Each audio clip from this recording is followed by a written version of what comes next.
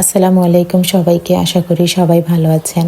প্রায় এক সপ্তাহ পর আপনাদের সাথে ভিডিও শেয়ার করছি। অপারেশনের দিন থেকে শুরু করে এখন পর্যন্ত কি করলাম, কিভাবে দিনগুলো কাটাচ্ছি সেটাই আপনার সাথে শেয়ার করছি। আমার আম্মু গতকালকে একটা ছোট অ্যাক্সিডেন্ট করেছে, তো যার কারণে আমার সাথে হসপিটালে যেতে পারেনি। তো আমি আমার হাজব্যান্ড বাবুকে নিয়ে আর আমার ছোটো বোনকে সাথে করে নিয়েই গেলাম। তো আমার জান পাখি আমার বাবুটাকে বাইরে রেখেই অপারেশনে যেতে হয়েছে। এটা যে কতটা কষ্টের সেটা আসলে কাউকে বলে বোঝানো যাবে না।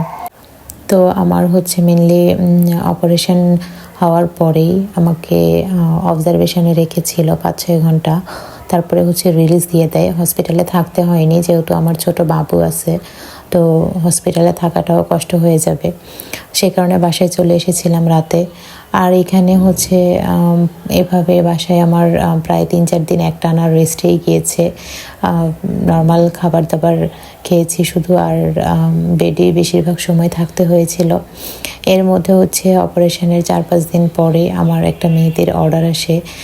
তো আমি বলেছিলাম যে আপু, আমি তো বাইরে যেতে পারবো না, কারো বাসায় যেয়ে মেহেদি দিতে পারবো না, তো আপনি যদি পারেন আমার বাসায় চলে আসেন।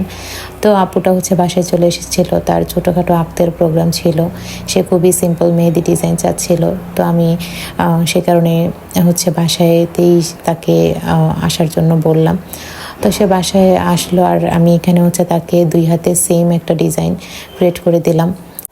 এইদিকে আমার এক মামা ডক্টর দেখাতে আমাদের বাসায় আসে, আর আমাদেরকে পিৎজা ট্রিট দিচ্ছিল।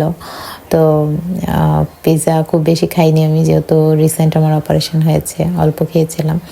আর এইদিকে আমার আব্বু একদিন রাতের বেলা হাঁসের মাংস রান্না করছিল। তো আমার আব্বুর হাতের মেনলি হাঁসের মাংসটা বেস্ট। তো আব্বু যা রান্না করে মোটামুটি সব কিছুই ভালো হয়। আমার বাবার হাতের রান্না, আমার কাকুর হাতের রান্না আমি এর আগে শেয়ার করেছিলাম। তো ওনাদের হাতের রান্না খুবই ভালো হয়।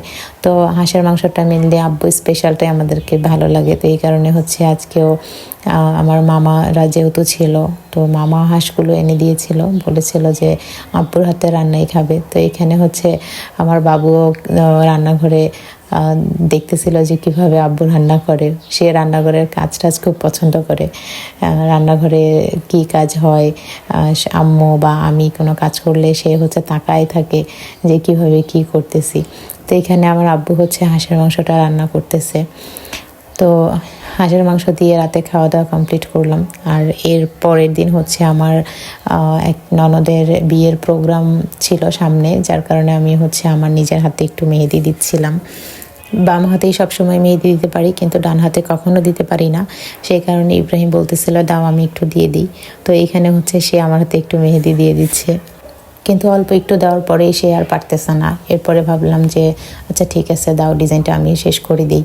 তো আমি খুব আস্তে আস্তে করে আমার বাম হাত দিয়ে আমি আমার ডান হাতে অল্প একটু ডিজাইন কমপ্লিট করলাম। তো এইভাবেই আমার দিনকাল যাচ্ছে। সবাই আমাদের জন্য দোয়া করবেন। আজকের ভিডিওটা এই পর্যন্তই। আল্লাহ হাফেজ।